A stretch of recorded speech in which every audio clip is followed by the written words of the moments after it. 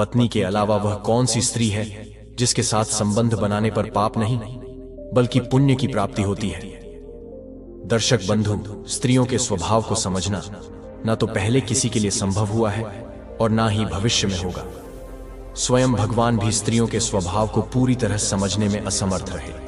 आज हम आपको बताएंगे कि चाहे आपकी पत्नी कितनी भी अच्छी क्यों न हो, 3 प्रकार की स्त्रियों पर कभी भरोसा नहीं करना चाहिए, अन्यथा जीवन भर पछताना पड़ सकता है। साथ ही इस वीडियो में हम इस महत्वपूर्ण विषय पर भी चर्चा करेंगे कि कलयुग में अधिकांश महिलाएं अपने पतियों से धोखा क्यों करती हैं और अन्य पुरुषों से संबंध क्यों बनाती हैं। मित्रों, एक बार फिर से आप सभी का हमारे चैनल पर स्वागत है। यदि आपने अभी तक इस चैनल को लाइक और सब्सक्राइब नहीं किया है तो कृपया वीडियो को लाइक करें और चैनल को सब्सक्राइब करें। यह एक विशेष कथा है जो करवा चौथ व्रत, वैवाहिक जीवन और रिश्तों की सच्चाई को उजागर करती है। हमारे इस कलयुग में महिलाएं अपने पतियों की लंबी उम्र और सुखी जीवन के लिए करवा चौथ का व्रत रखती है, लेकिन कई बार यह देखा गया है कि कुछ महिलाएं अपने पतियों से दूर होकर अन्य पुरुषों से संबंध बना लेती हैं। ऐसा क्यों होता है? इस रहस्यमयी प्रश्न का उत्तर इस कहानी में छिपा हुआ है। इस वीडियो को पूरा देखें और जानें इस रहस्य का सच। भगवान शिव और माता पार्वती की अद्भुत कथा। यदि आप इस पवित्र कथा को पूरी श्रद्धा और ध्यान से सुनते हैं तो भगवान शिव और माता पार्वती की विशेष कृपा सदैव आप पर बनी रहती है।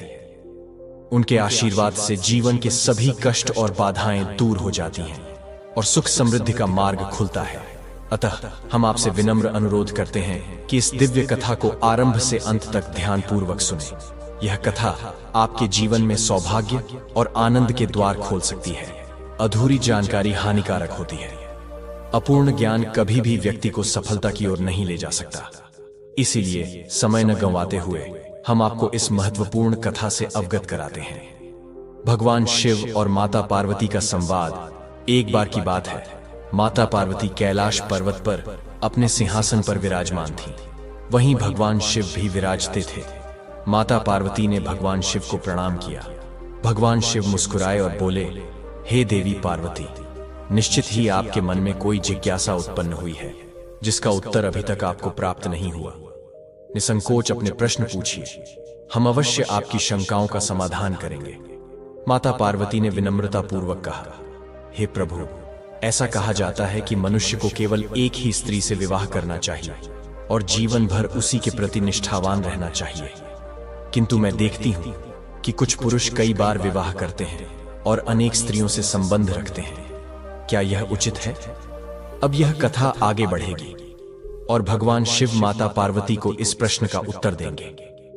यह रहस्यमयी कथा आपके जीवन को सकारात्मक दिशा में मोड़ सकती है, इसलिए इसे पूरा अवश्य सुनें। हर हर महादेव। भगवान शिव बोले, हे देवी, यह प्रश्न अत्यंत महत्वपूर्ण है। इसके उत्तर में मैं तुम्हें एक प्रेरणादायक कथा सुनाना चाहता हूं, लेकिन शर्त यह है कि तुम्हें इसे पूर्ण रूप से ध्यानपूर्वक सुनना होगा। माता पार्वती ने उत्तर दिया, हे प्रभु, मैं वचन देती हूं कि इस कथा को अंत तक सुनूंगी और इसे पूरे विश्व में प्रचारित करूंगी। कृपया मुझे यह कथा सुनाएं। तब भगवान शिव ने कथा सुनानी आरंभ की। हे पार्वती, प्राचीन समय की बात है। एक नगर में श्याम नामक एक चोर रहता था। वह छोटे मोटे चोरी चकारी करके अपने परिवार का भरण पोषण करता था, लेकिन इनसे इतनी धनराशि नहीं मिलती थी कि उसका घर अच्छे से चल सके। एक दिन उसके मन में विचार आया, मैं चाहे छोटी चोरी करूं या बड़ी, पकड़े जाने पर सजा तो समान ही मिलेगी, तो क्यों ना एक बड़ी चोरी करूं। यह सोचकर श्याम ने राजकोष को लूटने की योजना बनाई। पूरी तैयारी करने के बाद एक रात वह गुप्त रूप से राजमहल में प्रवेश कर गया और उस स्थान तक पहुंच गया जहां राजा का खजाना रखा था। वहां पहुंचकर उसने देखा कि खजाने की सुरक्षा के लिए भारी संख्या में सैनिक तैनात थे। पहरा इतना सख्त था कि मानो स्वयं मृत्यु उस खजाने की रक्षा कर रही हो। यह देखकर श्याम सोचने लगा, यदि मैंने चोरी करने का प्रयास किया तो मैं जीवित नहीं बचूंगा। यह विचार आते ही उसका मन बदल गया और उसने वापस लौटने का निर्णय लिया। चोर की अनोखी दुविधा, लेकिन फिर उसके दिमाग में एक नया विचार आया, खाली हाथ लौटने से बेहतर है कि कुछ लेकर जाऊं ताकि यहां आना व्यर्थ ना जाए। अब उसने एक नई योजना बनाई। मुझे राजा के शयन कक्ष में जाना चाहिए जहां वह विश्राम करते हैं। वहां राजा ने अपने वस्त्र उतार रखे होंगे। यदि मैं राजा के वस्त्र पहनकर खजाने तक पहुंच जाऊं तो सैनिक मुझे राजा ही समझेंगे और मैं खजाने को बिना किसी संदेह के बाहर ले जा सकूंगा। यह सोचकर श्याम धीरे धीरे राजा के शयन कक्ष की ओर बढ़ा। उसने पर्दा हटाया और अंदर झांका। अंदर का दृश्य देखकर वह स्तब्ध रह गया। राजा गहरी नींद में सो रहे थे और रानी आधे वस्त्रों में शैया पर बैठी हुई थी। यह देखकर श्याम के हाथ पांव कांपने लगे। घबराकर वह एक दीवार के पीछे छिप गया। चोर और रानी की विचित्र परिस्थिति। श्याम इंतजार कर रहा था कि रानी सो जाए ताकि वह आगे की योजना बना सके। लेकिन बहुत देर बीतने के बाद भी जब उसे संदेह हुआ तो उसने धीरे से पर्दा हटाकर देखा कि रानी सोई है या नहीं। लेकिन रानी अब भी जाग रही थी। श्याम यह देखकर घबरा गया। उसकी घबराहट में फूलों का गुलदस्ता हाथ से छूटकर नीचे गिर गया। उस आवाज से राजा तो नहीं जागे, परंतु रानी तुरंत तलवार निकालकर बाहर आ गई। उन्होंने श्याम की गर्दन पर तलवार रखकर कठोर स्वर में कहा, तुम कौन हो और यहां क्यों आए हो? सच सच बताओ, नहीं तो अभी इसी समय सिर धड़ से अलग कर दूंगी। श्याम का शरीर डर के मारे पसीने से तर था। उसने कांपती आवाज में हाथ जोड़कर कहा, रानी साहिबा, मुझ पर दया कीजिए। मैं एक गरीब चोर हूं, सिर्फ अपने परिवार का पेट पालने के लिए चोरी करता हूं। अगर आपने मुझे मार डाला तो मेरे छोटे छोटे बच्चे अनाथ हो जाएंगे। कसम खाकर कहता हूं, इस बार मुझे माफ कर दीजिए। दोबारा आपकी ओर देखने की भी हिम्मत नहीं करूंगा। मेरे मासूम बच्चों पर रहम कीजिए। रानी ने श्याम को डरा सहमा देखा तो कुछ पल के लिए सोच में पड़ गई। फिर गंभीर स्वर में बोली, ठीक है, मैं तुम्हें माफ कर सकती हूं, लेकिन एक शर्त पर। श्याम घबराकर बोला, कौन सी शर्त रानी साहिबा? रानी ने उसकी आंखों में देखते हुए कहा, इस समय मुझे एक पुरुष की आवश्यकता है। अगर तुम मेरे साथ समय बिताओगे तो मैं तुम्हें छोड़ दूंगी, अन्यथा इसी समय तुम्हारा सिर धड़ से अलग कर दूंगी। यह अजीब शर्त सुनकर श्याम का डर और बढ़ गया। वह थरथराती आवाज में बोला, रानी साहिबा, आप यह क्या कह रही हैं? आप और मैं, हमारी कोई बराबरी नहीं। मैं एक साधारण चोर हूं और आप एक महान रानी। यह कैसे संभव है? मैं तो इसके बारे में सोच भी नहीं सकता। रानी ने तलवार उसकी गर्दन के और करीब कर दी और ठंडे स्वर में बोली, ज्यादा मत सोचो। अगर अपनी जान प्यारी है तो जैसा कहा गया है वैसा करो, वरना अपने अंत के लिए तैयार हो जाओ। यह सुनकर श्याम का दिल डूब गया। उसने मन ही मन सोचा, आज मैं बहुत बड़ी मुसीबत में फंस गया हूं। अगर रानी की बात नहीं मानी तो मौत पक्की है, और अगर मानी तब भी बचने की उम्मीद नहीं, यानी दोनों ओर से मौत ही मौत। वह गंभीर दुविधा में पड़ गया। मन में सवाल उठने लगे, अब क्या करूं? बहुत सोच विचार के बाद श्याम ने रानी की शर्त मानने का निश्चय किया और कहा, रानी साहिबा, कृपया मुझे 2 मिनट दें। मुझे बहुत जोर से पेशाब आ रही है। पहले पेशाब कर लेने दीजिए, फिर मैं आपकी हर शर्त मानने को तैयार हूं। रानी ने तुरंत इजाजत दे दी। श्याम वहां से निकला और रानी उसके लौटने का इंतजार करने लगी। लेकिन यह मौका पाकर श्याम तेजी से भाग निकला। जैसे ही वह महल के द्वार तक पहुंचा, पहरेदार ने उसे पकड़ लिया। पहरेदार ने कड़े स्वर में पूछा, तू कौन है और यहां क्या कर रहा है? श्याम ने पूरी सच्चाई बताई। मैं एक चोर हूं, चोरी की नीयत से आया था, लेकिन रानी ने पकड़ लिया। उन्होंने मुझे छोड़ने के बदले शारीरिक संबंध बनाने की शर्त रखी। मैंने बहाना बनाया कि मुझे पेशाब जाना है और वहां से भाग निकला। कृपया मुझे जाने दें। पहरेदार कुछ पल सोच में पड़ गया और फिर बोला, देखो भाई, तुम्हें छोड़ने की एक ही शर्त है। तुम्हें वापस जाकर रानी से कहना होगा कि तुम संबंध बनाने के लिए तैयार हो, लेकिन पहले उसे अपने हाथों से राजा की हत्या करनी होगी। बस यही मेरी शर्त है। यह सुनकर श्याम और भी बड़ी मुसीबत में फंस गया। श्याम की चालाकी। श्याम के मन में ख्याल आया, अगर पहले ही रानी से संबंध बना लिया होता तो शायद जान बच सकती थी, लेकिन अब मेरी मौत निश्चित है। अगर मैंने यह बात रानी को बताई तो वह मेरी जान ले लेगी। अब श्याम को हर ओर मृत्यु ही दिखाई दे रही थी। जहां भी वह जाता, मृत्यु उसका पीछा कर रही थी। बेबस होकर उसने एक कठोर निर्णय लिया और सीधा रानी के पास पहुंचा। उसने कहा, रानी साहिबा, मैं आपकी शर्त मानने को तैयार हूं, लेकिन एक भय मुझे सताए जा रहा है। यदि उस समय राजा जाग गया तो ना मैं बचूंगा और ना आप। हम दोनों को मृत्यु दंड मिलेगा।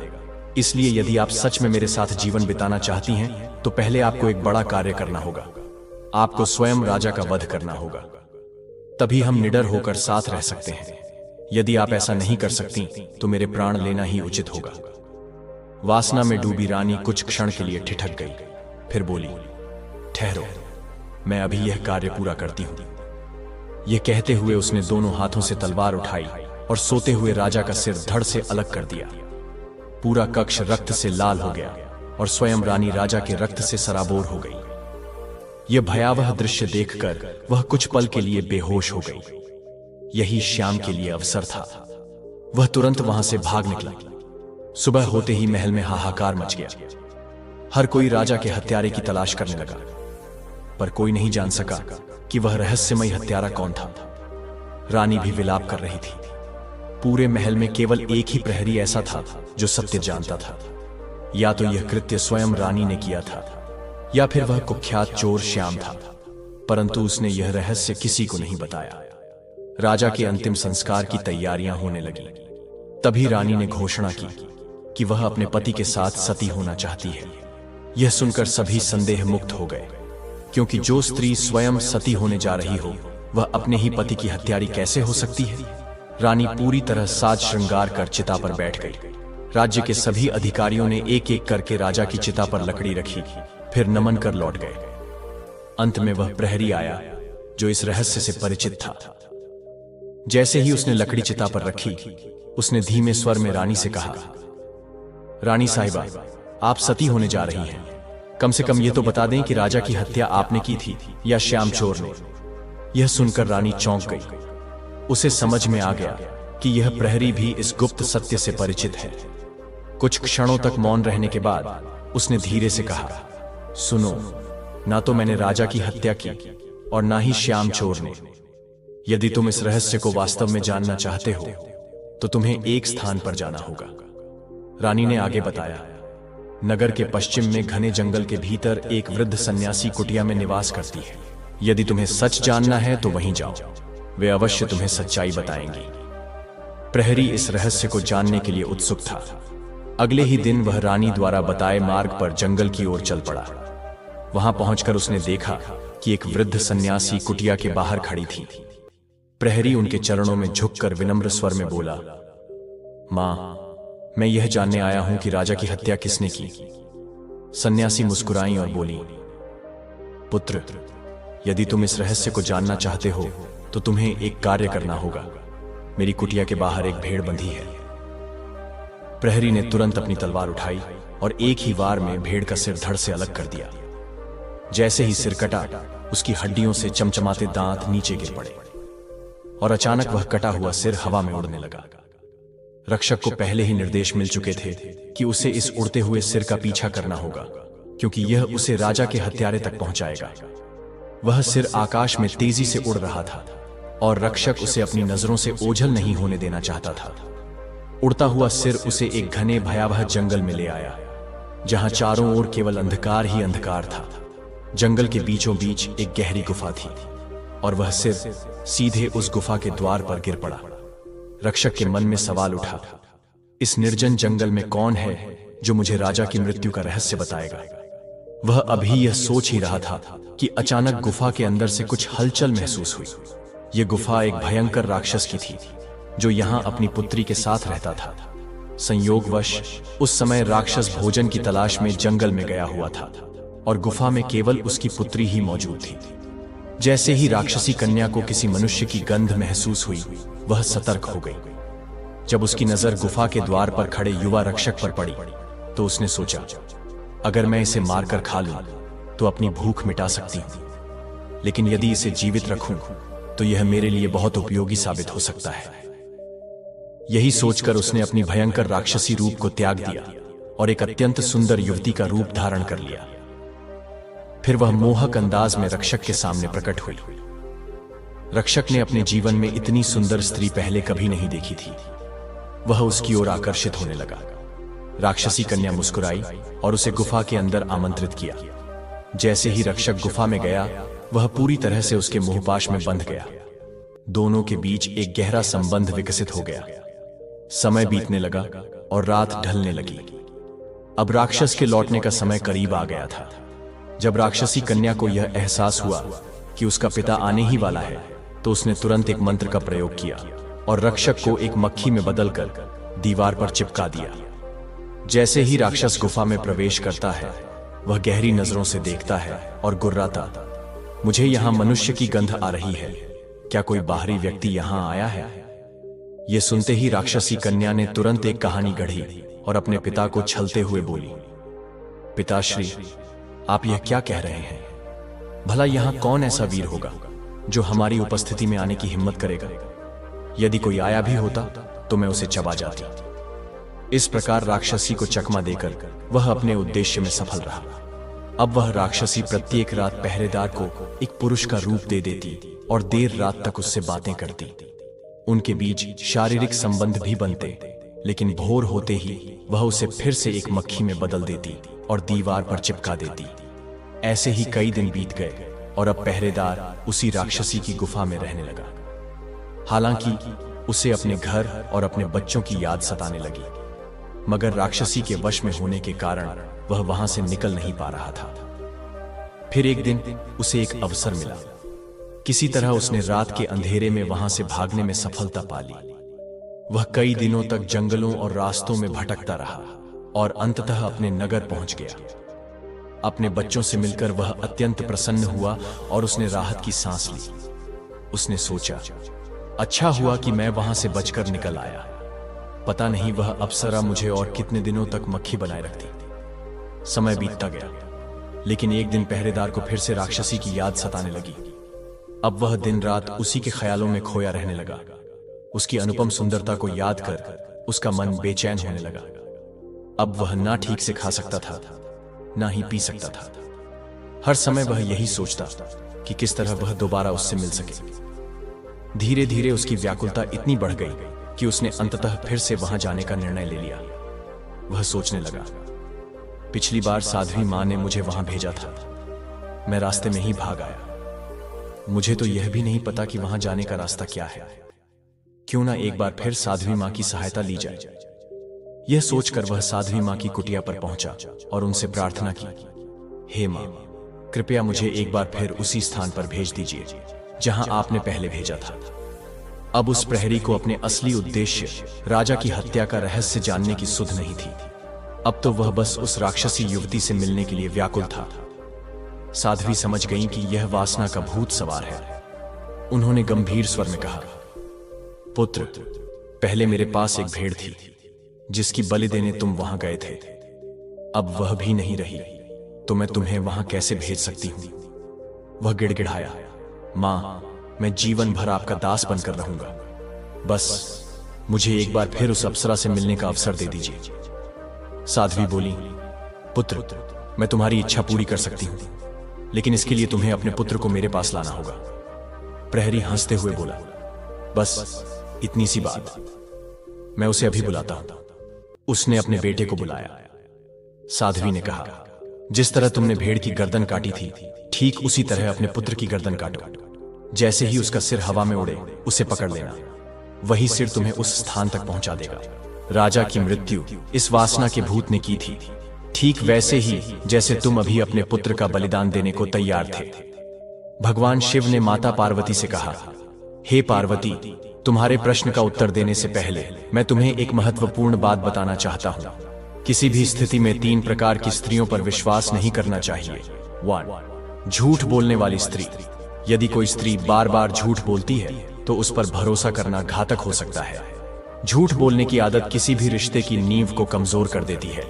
जब कोई व्यक्ति झूठ का सहारा लेता है तो उसका उद्देश्य अपनी वास्तविक मंशा को छिपाना और खुद को सुरक्षित रखना होता है। बार बार झूठ बोलना चरित्र की कमजोरी को दर्शाता है। ऐसा व्यवहार न केवल रिश्तों में दरार पैदा करता है, बल्कि विश्वास को भी तोड़ देता है। जो व्यक्ति झूठे पर विश्वास करता है, वह अपने ही भावनाओं के साथ खेलता है और अंत में उस पीड़ा का सामना करता है जिसे वह टाल सकता था। दूसरी, स्वार्थी और लालची स्त्री। जो स्त्री केवल अपने स्वार्थ और इच्छाओं की पूर्ति के लिए दूसरों का उपयोग करती है और किसी अन्य व्यक्ति की भावनाओं की परवाह नहीं करती। उसकी नीयत रिश्तों में साफ नहीं होती। स्वार्थ और लालच किसी भी संबंध की सच्चाई को नष्ट कर देते हैं। ऐसी स्त्री हमेशा खुद को प्राथमिकता देती है और किसी अन्य व्यक्ति की आवश्यकताओं या भावनाओं का ध्यान नहीं रखती। यदि आप ऐसी स्त्री पर विश्वास करते हैं तो आपको न केवल भावनात्मक रूप से बल्कि आर्थिक या अन्य संसाधनों के स्तर पर भी धोखा मिल सकता है। तीसरी, वफादार स्त्री का अभाव। यदि कोई स्त्री निष्ठा और समर्पण की कमी दर्शाती है तो यह सबसे खतरनाक संकेत है। निष्ठा किसी भी रिश्ते की सबसे महत्वपूर्ण बुनियाद होती है। जब किसी स्त्री में यह गुण नहीं होता तो वह किसी भी क्षण संबंध तोड़ सकती है। कठिनाइयों के समय या किसी अन्य आकर्षण के कारण वह अपने साथी के साथ विश्वासघात कर सकती है। ऐसी स्त्री के साथ संबंध में रहना मानसिक और भावनात्मक रूप से बहुत कष्टदायक हो सकता है। कोई भी रिश्ता जो विश्वास और प्रेम पर आधारित हो, यदि उसमें निष्ठा का अभाव हो तो वह अंततः टूट ही जाता है। अब भगवान शिव माता पार्वती जी से कहते हैं, देवी पार्वती, अब मैं आपके प्रश्न का उत्तर देता हूं। क्या यह पाप नहीं है कि कोई व्यक्ति अपनी पत्नी के अलावा किसी अन्य स्त्री से संबंध रखे?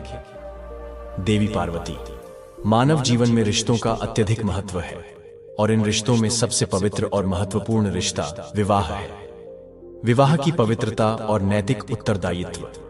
विवाह एक संस्कार है जो दो व्यक्तियों को न केवल शारीरिक रूप से बल्कि मानसिक, भावनात्मक और सामाजिक रूप से भी जोड़ता है।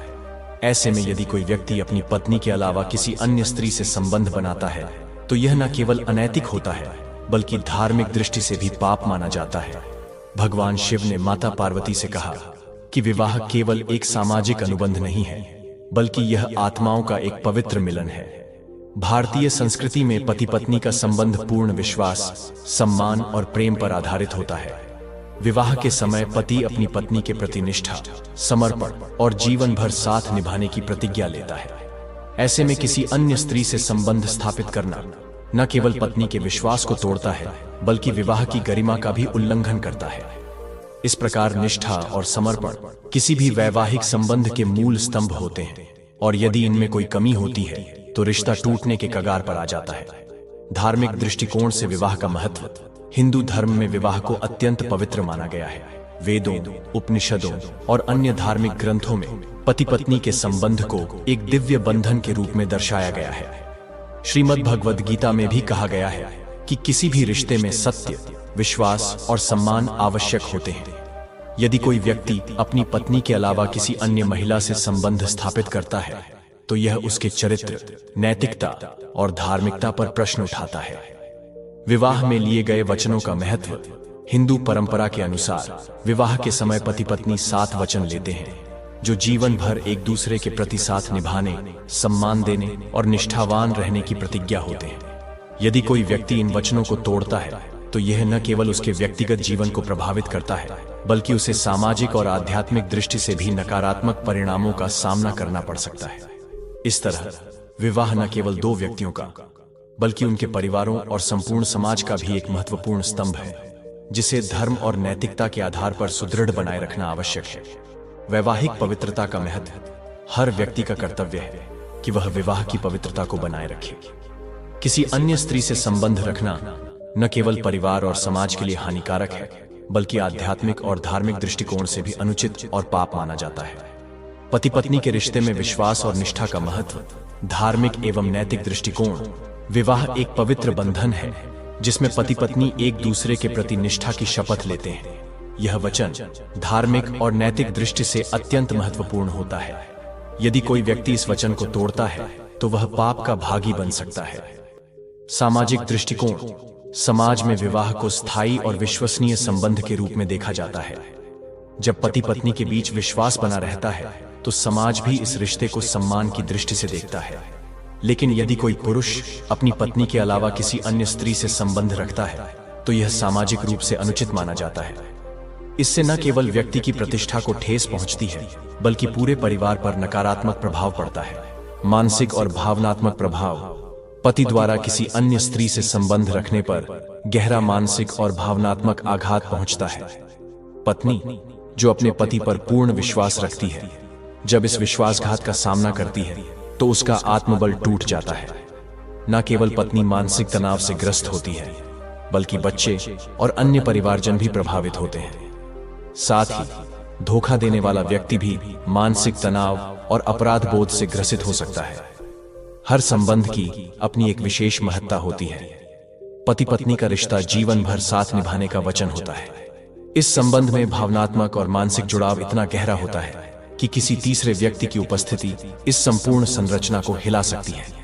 किसी अन्य स्त्री से संबंध रखना न केवल पत्नी के लिए पीड़ादायक होता है, बल्कि यह पूरे परिवार और समाज को भी प्रभावित करता है। मित्रों, किसी अन्य स्त्री से संबंध रखना न केवल रिश्ते की सच्चाई और ईमानदारी को ठेस पहुंचाता है, बल्कि आत्मसम्मान को भी आहत करता है। पति पत्नी विवाह के पवित्र बंधन में बंधते हैं, लेकिन यदि संतान ना हो तो वे पुनर्विवाह कर सकते हैं। ऐसे में पत्नी के अलावा किसी अन्य स्त्री से संबंध रखना पाप नहीं माना जाता। मित्रों, आपको यह कहानी कैसी लगी? अपनी राय नीचे कमेंट बॉक्स में अवश्य दें। यदि यह वीडियो पसंद आया हो तो इसे लाइक करें और चैनल को सब्सक्राइब करना ना भूलें। साथ ही बेल आइकन को ऑन पर सेट करें ताकि मेरे हर नए वीडियो की सूचना आपको सबसे पहले मिले और आप उसे देख सकें। वीडियो को अंत तक देखने के लिए आप सभी का बहुत बहुत धन्यवाद। इस महत्वपूर्ण कहानी को अपने मित्रों के साथ अवश्य साझा करें। कमेंट में हर हर महादेव, राधे कृष्ण, हरे हरे अवश्य लिखें ताकि भगवान शिव, श्री कृष्ण और राधा रानी जी की कृपा आपके परिवार पर सदैव बनी रहे। राधे राधे एक दिव्य रहस्य जिसे स्वयं भगवान शिव ने माता पार्वती को बताया था। यह एक पवित्र कथा है जिसे सुनने से अपार शुभ फल की प्राप्ति होती है। मित्रों, इस पावन कथा को आरंभ से अंत तक ध्यानपूर्वक सुने, क्योंकि जो भी श्रद्धा और भक्ति से इस कथा को सुनता है उसके घर में सुख समृद्धि की वर्षा होती है। भगवान शंकर और माता पार्वती की अनंत कृपा सदैव उस पर बनी रहती है। तो आइए प्रेम और भक्ति के साथ इस दिव्य कथा को सुने और भोलेनाथ का आशीर्वाद प्राप्त करें। माता पार्वती एक बार कैलाश पर्वत पर भगवान शिव से मिलने आई और विनम्रता पूर्वक बोली, स्वामी, आज जब मैं पृथ्वी लोक पर भ्रमण कर रही थी तो मैंने देखा कि कलयुग में अनेक महिलाएं अपने पतियों को धोखा दे रही हैं और अन्य पुरुषों के साथ संबंध बना रही हैं। यह देखकर मेरा हृदय व्याकुल हो उठा। कृपया मुझे बताइए कि ऐसा कौन सा श्राप है जिसके कारण कलयुग की स्त्रियां ऐसा व्यवहार कर रही हैं। प्रभु, कृपा करके मेरे इस संदेह का निवारण करें। माता पार्वती की जिज्ञासा देखकर भगवान शिव मधुर वाणी में बोले, हे देवी, जो प्रश्न तुमने पूछा है वह पूर्णतः सत्य है। यह कलयुग के पुरुष के श्राप का प्रभाव है। मैं तुम्हें इस श्राप की कथा सुनाता हूं। जो भी इस कथा को श्रद्धा और एकाग्रता से सुनेगा वह अपने जीवन साथी के प्रति सच्चा रहेगा और इच्छित प्रेम की प्राप्ति होगी। समय के साथ उनके प्रेम में वृद्धि होगी। इसीलिए हे पार्वती, इस कथा को ध्यानपूर्वक सुनो और इसे सभी में प्रसारित करो ताकि पति पत्नी के बीच प्रेम और स्नेह की कभी कमी ना हो और वे सदैव एक दूसरे के प्रति समर्पित रहें। भगवान शिव माता पार्वती से कहते हैं, हे देवी, यह एक सत्य घटना पर आधारित कथा है जो आज से 5000 वर्ष पूर्व, जब कलयुग का प्रारंभ हो रहा था, की है। उस समय वीरसेन के पुत्र महाराज नल एक प्रतापी राजा थे। वे अनुपम सुंदरता एवं अद्भुत गुणों से संपन्न थे तथा शस्त्र विद्या में निपुण थे, किंतु उन्हें चौसर के खेल का अत्यधिक आकर्षण था जो उनकी एकमात्र दुर्बलता थी। उसी काल में विदर्भ देश पर राजा भीष्मक का शासन था। उन्होंने अपने तप से दमन ऋषि को प्रसन्न कर 4 संतानें प्राप्त की, 3 पुत्र एवं 1 पुत्री। उनके पुत्रों के नाम थे दमन, दंत और दम, जबकि उनकी कन्या दमयंती अद्वितीय सौंदर्य की धनी थी, मानो स्वयं देवी लक्ष्मी ने पृथ्वी पर अवतार लिया हो। यह भी कहा जाता है कि उस समय तीनों लोकों में दमयंती जैसी सुंदर कोई अन्य कन्या नहीं थी। भगवान शिव माता पार्वती से कहते हैं, हे देवी, उस समय तीनों लोकों में दमयंती के सौंदर्य की कोई तुलना नहीं थी।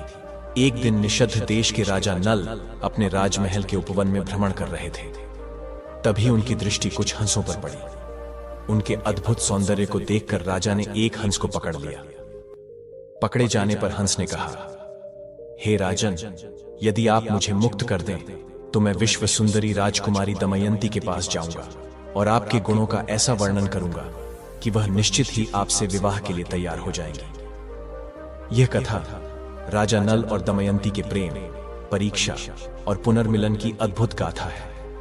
राजा नल पहले ही अपने दरबारियों से दमयंती की अनुपम सुंदरता के बारे में सुन चुके थे। और उनके मन में भी उससे विवाह करने की तीव्र इच्छा उत्पन्न हो गई।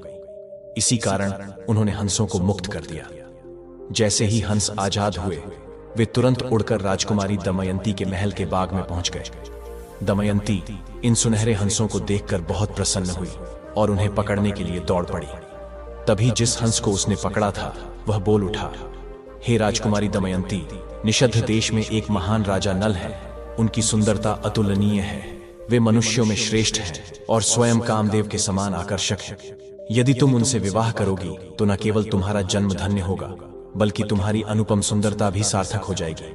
जैसे तुम स्त्रियों में अद्वितीय हो, वैसे ही राजा नल पुरुषों में अद्वितीय है। तुम दोनों एक दूसरे के लिए ही बने हो। हंसों के इन शब्दों को सुनकर दमयंती के मन में भी राजा नल से मिलने की इच्छा जागृत हो गई। इसके पश्चात दमयंती ने हंस से कहा, प्रिय हंस, कृपया मेरा प्रेम संदेश राजा नल तक पहुंचा दो। हंस दमयंती का संदेश लेकर राजा नल के पास पहुंचा। इधर दमयंती दिन रात राजा नल का ध्यान करने लगी। वह उनसे मिलने के लिए व्याकुल हो गई, लेकिन यह नहीं समझ पा रही थी कि उनसे कैसे मिले और अपने हृदय की बात कैसे कहे। राजा नल के वियोग में दमयंती का शरीर दिन ब दिन क्षीण होने लगा। वह कमजोर दिखने लगी। कुछ समय बाद उसके पिता राजा भीष्मक ने सोचा कि अब मेरी पुत्री विवाह योग्य हो गई है। अतः उन्होंने दमयंती का स्वयंवर आयोजित किया, जिसमें समस्त राज्यों के राजाओं को आमंत्रित किया गया। स्वयंवर का निमंत्रण प्राप्त होते ही सभी राज्यों के राजा वहां पहुंचने लगे। दूसरी ओर जब देवर्षि नारद से देवताओं को दमयंती के स्वयंवर की सूचना मिली, तो इंद्र और समस्त लोकपाल विदर्भ देश के लिए प्रस्थान कर गए। साथ ही राजा नल को भी निमंत्रण भेजा गया और वे भी तुरंत दमयंती के स्वयंवर के लिए रवाना हो गए। भगवान शिव माता पार्वती से कहते हैं, हे देवी, जब इंद्र ने नल के अनुपम सौंदर्य को देखा तो वे अपने विमान को मार्ग में ही रोककर खड़े हो गए। राजा नल ने जब अपने मार्ग में समस्त देवताओं को खड़ा देखा तो वे तत्काल अपने रथ से उतरकर उनके चरणों में प्रणाम करने लगे। तब देवराज इंद्र ने राजा नल से कहा, हे राजकुमार नल, तुम अत्यंत रूपवान और गुणवान हो। हम चाहते हैं कि तुम हमारे दूत बनकर दमयंती के पास जाओ और यह संदेश दो कि इंद्र, वरुण, अग्नि, कुबेर तथा यमराज स्वयं उससे विवाह करना चाहते हैं। वह इनमें से किसी एक देवता का वरण कर सकती है। यह सुनकर राजा नल ने हाथ जोड़कर निवेदन किया, हे देवगण, मैं आपके संदेशवाहक के रूप में वहां कैसे जा सकता हूं, जबकि मेरा और आपका उद्देश्य समान है। अतः मैं इस कार्य के लिए क्षमा चाहता हूं। तब देवताओं ने कहा, राजा नल, तुम देवताओं से विमुख क्यों हो रहे हो?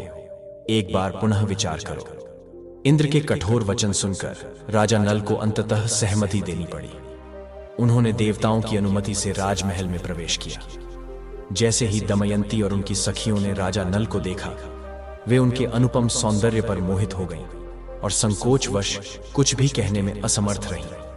तब राजा नल ने कहा, हे दमयंती, मैं देवताओं का संदेशवाहक बनकर आया हूं। स्वर्ग के देवगण आपसे विवाह करना चाहते हैं। आप इनमें से किसी एक को अपना पति चुन सकती हैं।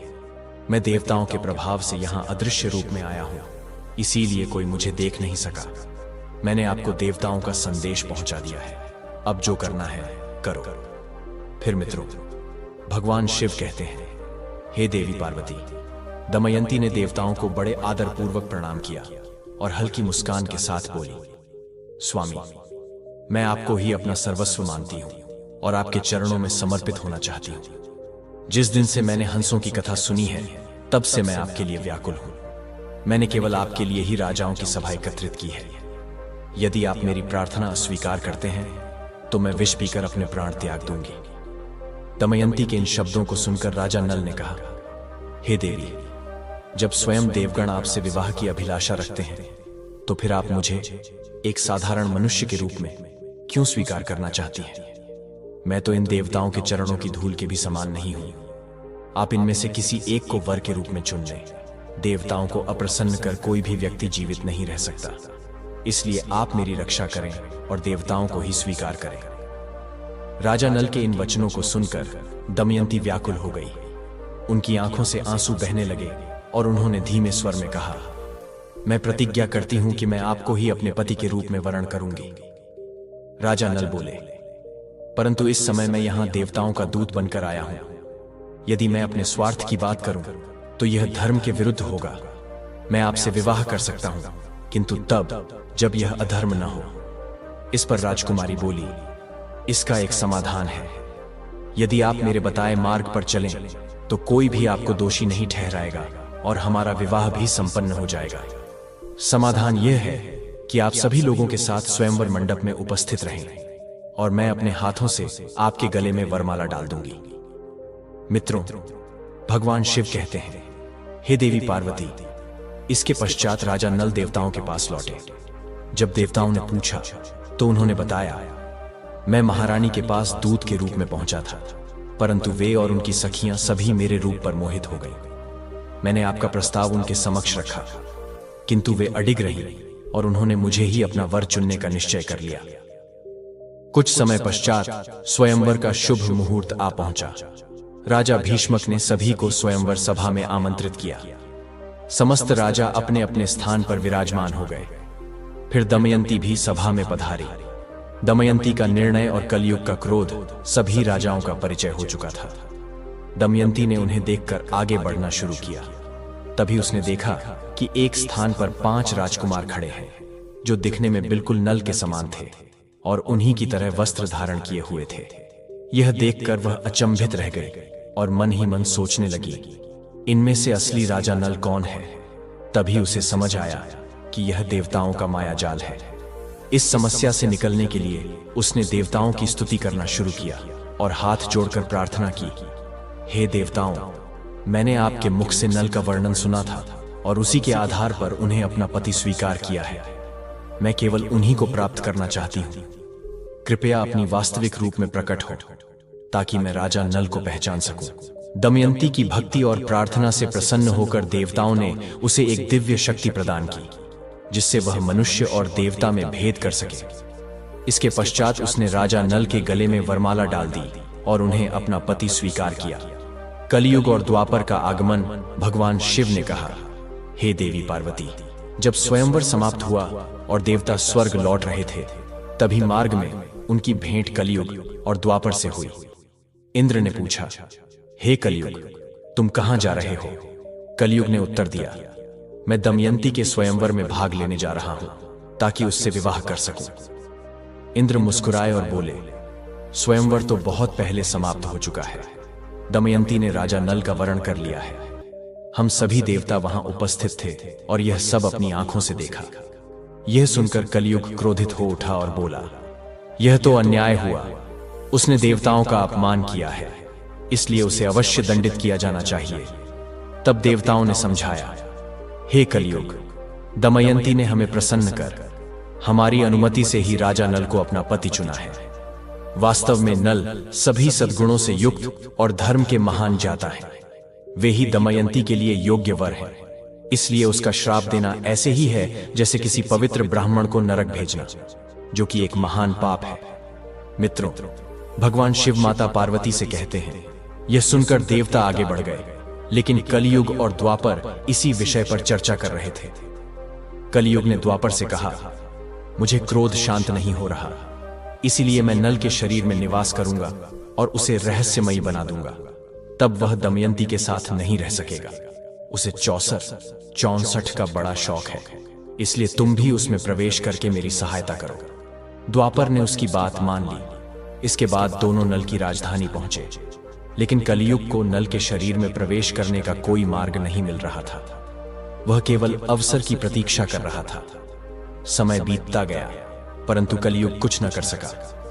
फिर 12 वर्षों के बाद एक दिन संध्या समय राजा नल जब शौच के बाद बिना हाथ पैर धोए भोजन करने बैठे, तब कलयुग ने उनकी शुद्धता को भंग होते देखा और उसी क्षण उनके शरीर में प्रवेश कर गया।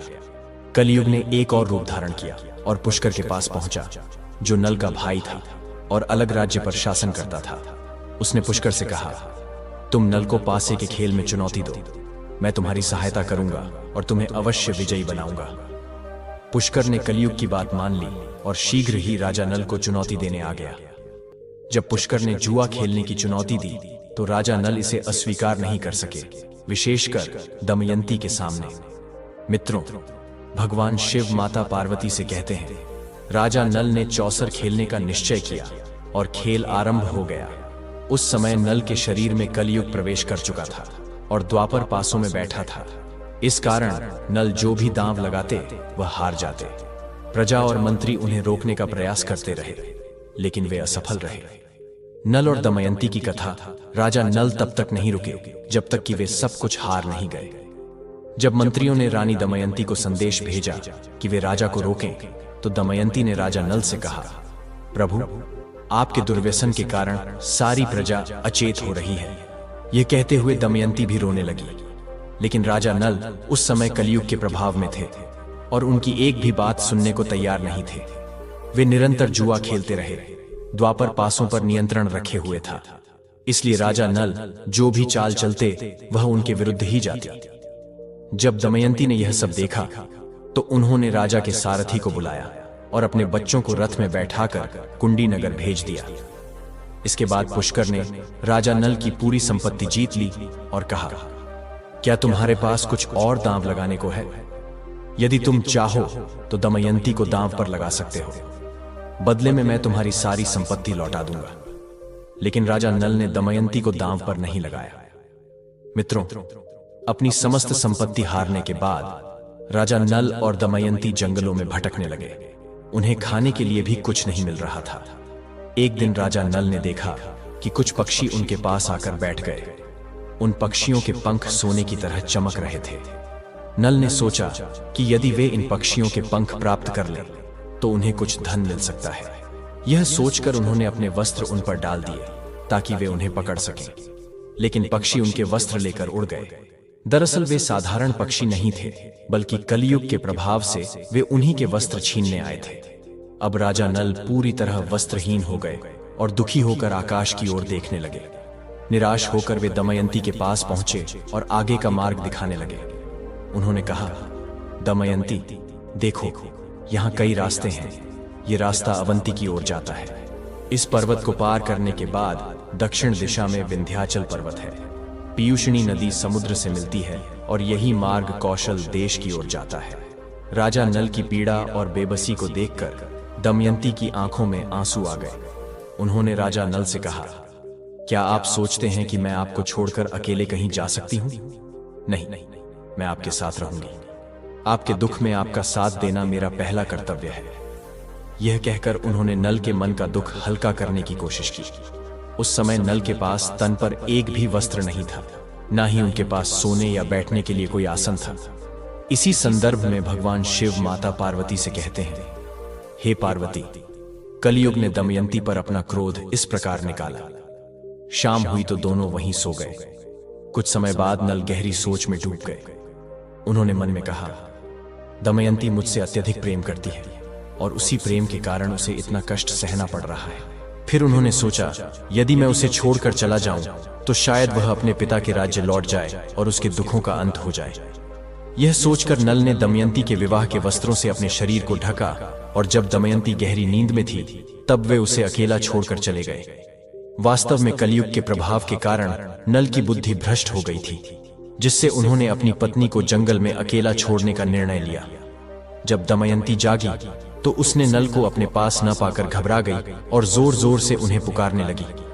जब काफी देर तक नल नहीं दिखे तो वह रोती हुई भटकते भटकते घने जंगल में पहुंच गई। तभी एक विशाल अजगर ने दमयंती पर आक्रमण कर दिया और वह चीख उठी। दमयंती की चीख सुनकर पास में घूम रहा एक शिकारी दौड़ता हुआ वहां पहुंचा। उसने देखा कि अजगर दमयंती को निगल रहा था। तुरंत उसने अपने तीखे बाणों से उस अजगर का मुंह फाड़ दिया और दमयंती को मुक्त कर दिया। शिकारी ने दमयंती को सहारा देकर भोजन कराया और उसकी रक्षा की।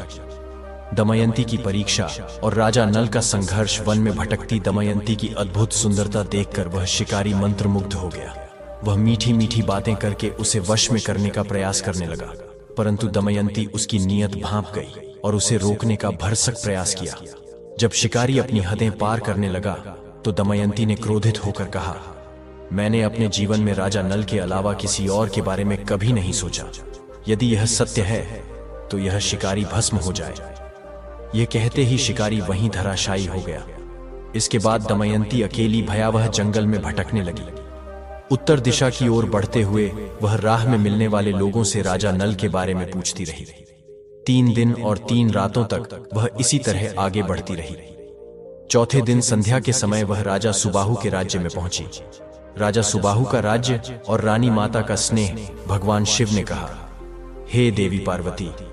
वहां लोग दमयंती को पागल समझकर उपहास करने लगे, बच्चे उसे परेशान करने लगे। तभी उस राज्य की रानी माता की दृष्टि दमयंती पर पड़ी। उन्होंने अपनी दासी को भेजकर उसे बुलवाया और स्नेहपूर्वक पूछा, हे सुंदरी, तुम कौन हो? निर्भय होकर इस तरह अकेली क्यों घूम रही हो? दमयंती ने उत्तर दिया, मैं अपने पति को समर्पित स्त्री हूं। मैं एक सम्मानित कुल से हूं और एक राजा की पत्नी हूं। रानी माता ने उसे स्नेह से अपने महल में रहने का प्रस्ताव दिया। इस पर दमयंती ने कहा, मैं यहां रहूंगी, परंतु मेरी 3 शर्तें हैं। मैं जूठन नहीं खाऊंगी, मैं किसी पुरुष से बात नहीं करूंगी और मैं किसी भी प्रकार के शारीरिक संबंध नहीं बनाऊंगी। रानी माता ने उसकी शर्तें स्वीकार कर उसे अपने महल में स्थान दे दिया। वन में राजा नल और नागराज करकोटक भगवान शिव ने कहा, हे पार्वती। दूसरी ओर राजा नल वन में भटक रहे थे। तभी अचानक जंगल में आग लग गई। उस विकट परिस्थिति में राजा नल को किसी के चीखने की आवाज सुनाई दी। वह दौड़कर उस दिशा में गए तो देखा कि एक विशाल सर्प कुंडली मारकर बैठा था। वह सर्प बोला, राजन, मैं करकोटक नामक नाग हूं। मैंने नारद मुनि को छल किया था, जिससे उन्होंने मुझे श्राप दिया कि जब तक राजा नल स्वयं मुझे उठाएंगे तब तक मैं इस अवस्था में ही रहूंगा। इस प्रकार राजा नल और दमयंती के जीवन की अगली परीक्षा प्रारंभ हुई। नागराज करकोटक और राजा नल की कथा यहीं पड़े रहो। जब तक वह तुम्हें न उठाए तब तक तुम्हें इस श्राप से मुक्ति नहीं मिलेगी। इस श्राप के कारण मैं भी वर्षों से यहां एक कदम आगे नहीं बढ़ पाया हूं। हे राजन, यदि तुम मेरी रक्षा करोगे तो मैं तुम्हारे हित की बात बताऊंगा और तुम्हारा मित्र बन जाऊंगा। मेरे भार से डरने की आवश्यकता नहीं है, मैं अभी हल्का हो जाता हूं। यह कहते ही नागराज करकोटक अंगूठे के आकार जितना छोटा हो गया। इसके बाद राजा नल ने उसे उठाया और वन से बाहर ले आए। फिर करकोटक ने कहा, हे राजन, अब मुझे भूमि पर मत रखना, पहले कुछ कदम गिनना और फिर चलना। राजा नल ने गिनती शुरू की, 1, 2, 3, और जब 10वां कदम धरती पर रखा तब करकोटक ने उन्हें 10 लिया। राजा नल आश्चर्यचकित रह गए। तब करकोटक बोले, हे राजन, मैंने तुम्हारा रूप बदल दिया है ताकि कोई तुम्हें पहचान न सके। कलयुग ने तुम्हें अत्यधिक कष्ट दिया था, अब वह तुम्हारे रूप में अत्यंत दुखी रहेगा। तुमने मेरी रक्षा की है, इसलिए अब मेरी कृपा से तुम्हें किसी भी हिंसक पशु, पक्षी या शत्रु से कोई भय नहीं रहेगा। किसी भी देश की परिस्थितियां तुम्हें प्रभावित नहीं करेंगी और तुम युद्ध में सदैव विजयी रहोगे। इसके बाद करकोटक ने राजा नल को दिव्य वस्त्र प्रदान किए और अदृश्य हो गए। राजा नल का नया जीवन भगवान शिव ने देवी पार्वती से कहा। इसके बाद राजा नल वहां से प्रस्थान कर अयोध्या पहुंचे, जो राजा ऋतुपर्ण की राजधानी थी। उन्होंने राज दरबार में जाकर कहा, मेरा नाम बाहुक है, मैं घोड़ों को हाँकने और उन्हें विशेष कौशल सिखाने में निपुण हूं। इस विद्या में मुझसे श्रेष्ठ कोई और नहीं है। राजा ऋतुपर्ण ने उनकी योग्यता को समझकर उन्हें अपने दरबार में रख लिया। धीरे धीरे दोनों के बीच मित्रता हो गई। राजा नल को ऋतुपर्ण से अश्वगति विद्या सीखने का अवसर मिला, जबकि ऋतुपर्ण ने राजा नल से अक्ष विद्या यानी चौसर के 64 कौशल सीखे। इसी प्रकार समय बीतने लगा और एक नए अध्याय की शुरुआत हुई। दमयंती की खोज विदर्भ नरेश को जब यह समाचार मिला कि उनके दामाद नल और पुत्री दमयंती राजसी वैभव छोड़कर वनगमन कर चुके हैं, तो उन्होंने अपने एक विश्वासपात्र ब्राह्मण सुखदेव को जयद्रथ के राज्य में भेजा ताकि वे नल और दमयंती का पता लगा सकें। एक दिन सुखदेव ने जयद्रथ के राजमहल में दमयंती को देखा। संयोगवश उस समय महल में कोई धार्मिक अनुष्ठान हो रहा था, जिसे दमयंती अपनी सखी सुनंदा के साथ बैठकर देख रही थी। सुखदेव ने पास आकर कहा, देवी, मैं आपके भ्राता का मित्र हूं और उनके आदेशानुसार आपको खोजने आया हूं। दमयंती ने जैसे ही सुखदेव को पहचाना, उनकी आंखें अश्रुपूर्ण हो गईं। वे व्याकुल होकर अपने परिजनों की कुशलता पूछने लगी, लेकिन भावनाओं की तीव्रता के कारण उनकी आंखों से अविरल आंसू बहने लगे। सुनंदा यह देख घबरा गई और तुरंत अपनी माता के पास जाकर यह बात कह सुनाई। महारानी तुरंत बाहर आईं और सुखदेव से पूछने लगी, हे ब्राह्मण, यह देवी कौन है? किसकी पुत्री और पत्नी है? किस कारण से अपने परिवार से अलग हो गई? सुखदेव ने अपना संपूर्ण परिचय दिया और दमयंती की कथा विस्तार से सुनाई। यह सुनकर सुनंदा और उनकी माता अत्यंत भावुक हो उठी। महारानी स्वयं दमयंती को स्नान कराने लगी। जलधारा के स्पर्श से उनके करकमलों पर सुस्पष्ट रक्तिम चिन्ह प्रकट हुआ और उनके कपोल चंद्रमा के समान ददीप्यमान हो उठे। यह देख सुनंदा और उनकी माता रोने लगी, क्योंकि वे स्वयं दमयंती की मौसी थीं, परंतु इस तथ्य से अनभिज्ञ थीं। भगवान शिव कहते हैं, हे पार्वती, इसके पश्चात दमयंती अपने पिता के पास पहुंची और व्याकुल होकर अपने पति को खोजने का निवेदन करने लगी। राजा भीम ने सुखदेव को बुलाकर नल की खोज का उपाय करने का आदेश दिया। इस पर दमयंती ने सुखदेव से कहा, संभव है कि मेरे पति लोक लज्जा के कारण छिपकर किसी अज्ञात स्थान पर रह रहे हों। ऐसे में उन्हें ढूंढना आसान नहीं होगा। तब तुम उनसे कहो, वाह मेरे प्रिय, तुमने मेरी शादी के आधे वस्त्र फाड़ दिए और चले गए। तुम्हारी दासी भी उसी स्थिति में तुम्हारी प्रतीक्षा कर रही है। मित्रों, ब्राह्मण नल की खोज में निकल पड़े। कई दिनों के बाद एक ब्राह्मण लौटा। उसने दमयंती से कहा, जानो, मैं राजा ऋतुपर्ण के दरबार में गया और तुम्हारे वचनपूर्ण सभा में दोहराए, लेकिन कोई उत्तर नहीं मिला। परंतु जब मैं वहां से लौटने लगा तो बाहुक नामक एक व्यक्ति ने मुझे अकेले में बुलाया। बाहुक बहुत ही पतला था और उसके हाथ छोटे थे। उसने गहरी सांसें लीं और मुझसे कहा, जानो, रोते हुए भी उच्च कुल की महिलाओं के पति यदि उन्हें छोड़ भी दें तो भी वे अपनी मर्यादा की रक्षा करती हैं। क्या वह व्यक्ति जिसने अपने मन को भ्रष्ट किया था उस समय विपत्ति के कारण दुखी और अचेत नहीं था? इसलिए उस पर क्रोध करना उचित नहीं है।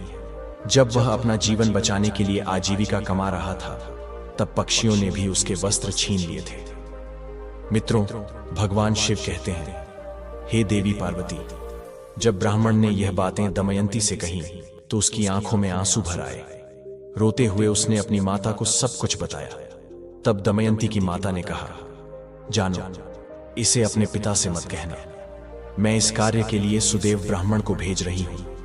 तब दमयंती ने सुदेव से कहा, जानो, तुम्हें शीघ्र ही अयोध्या नगरी पहुंचना चाहिए और वहां जाकर राजा ऋतुपर्ण से कहना कि दमयंती पुनः स्वयंवर के माध्यम से अपने पति का चयन करने जा रही है। बड़े बड़े राजा और राजकुमार वहां आने वाले हैं और स्वयंवर की तिथि कल ही है। इसलिए यदि तुम वहां पहुंच सकते हो तो अवश्य जाओ। जीवन और मृत्यु का कोई भरोसा नहीं होता।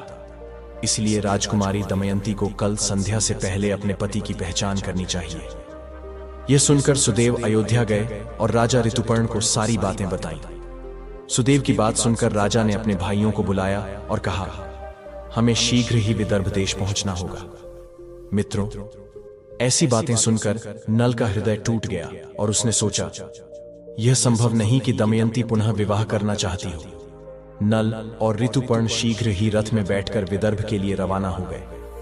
दमयंती ने घोड़ों की चाल से पहचान लिया कि इस रथ के सारथी स्वयं राजा नल हैं। जब उन्होंने खिड़की से बाहर देखा तो एक कठोर व्यक्ति घोड़ों की सेवा कर रहा था। दमयंती ने तुरंत समझ लिया कि यह और कोई नहीं बल्कि स्वयं राजा नल है। वह दौड़कर उनके पास गई और उन्हें गले लगा लिया। उसी समय बाहुक ने वह वस्त्र उतार दिए जो करकोटक नाग के प्रभाव से मिले थे।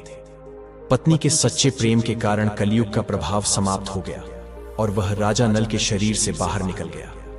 दमयंती के अपने पति के प्रति प्रेम को देखकर कलयुग अत्यंत क्रोधित हो गया। उसी क्षण राजा नल भी अपने पूर्व रूप में लौट आए। भगवान शिव कहते हैं, हे देवी पार्वती, तब भी द्वापर युग का कुछ समय शेष था, इसीलिए कलयुग दमयंती को वश में नहीं कर सका। क्रोधित होकर उसने दमयंती को श्राप दिया, हे दमयंती, आज तुमने मुझे परास्त कर दिया, किंतु मैं कलयुग की समस्त स्त्रियों को श्राप देता हूं। हे देवी पार्वती, अब मैं तुम्हारे उन सभी प्रश्नों का उत्तर दूंगा जो तुमने कलयुग की स्त्रियों के विषय में पूछे थे। गौरी, कलयुग में स्त्रियां आलसी हो जाएंगी, देर से जागेंगी और अपने पति के साथ भोजन करेंगी। वे अपने पति से कभी संतुष्ट नहीं होंगी और अधिक धन की लालसा रखेंगी। इस कारण कलयुग में स्त्रियों का वर्चस्व होगा। प्रत्येक घर की बहू घर से बाहर काम करने जाएगी। धन प्राप्त करने के बाद वे अभिमानी बन जाएंगी और अपने पति की अपेक्षा अन्य पुरुषों की ओर अधिक आकर्षित होंगी। वे सही समय पर विवाह नहीं करेंगी और मातृत्व का जो दिव्य आशीर्वाद स्त्रियों को मिला है उसका अपमान करेंगी। वे स्वयं संतान को जन्म देने से भी कतराएंगी। हे पार्वती, कलयुग की स्त्रियों को यह झात हो कि समय बदल रहा है और साथ ही हमारे संस्कार भी। लोग अब कम वस्त्र धारण करेंगे, प्रेम दिखावटी होगा, परिवार और संतान के प्रति जिम्मेदारियां कम होंगी। माता पिता और बुजुर्ग जो कभी परिवार की नींव थे उपेक्षित किए जाएंगे। स्वयं देवी स्वरूपा गौरी कुंवारी कन्या विवाह से पूर्व ही अपवित्र हो सकती है। भक्ति में श्रद्धा कम होगी और पूजा केवल दिखावे के लिए की जाएगी। लेकिन स्मरण रहे, जो सच्चे हृदय से धर्म का पालन करते हैं और भगवान का नाम जपते हैं उन्हें मोक्ष की प्राप्ति होती है। जो सच्ची भक्ति और समर्पण से त्रिपति और भगवान की सेवा करते हैं वे स्वयं देवी के समान पूजनीय बन जाते हैं। मेरी कृपा सदा ऐसे भक्तों पर बनी रहती है। दर्शक बंधु, यदि आपको यह कथा अच्छी लगी हो तो कमेंट में अवश्य बताइए। वीडियो को लाइक करें, परिवार के साथ शेयर करें और कमेंट में लिखें हर हर महादेव, जय माता पार्वती। और हमारे चैनल को सब्सक्राइब करना ना भूलें। आप सभी का हृदय से धन्यवाद। हर हर महादेव।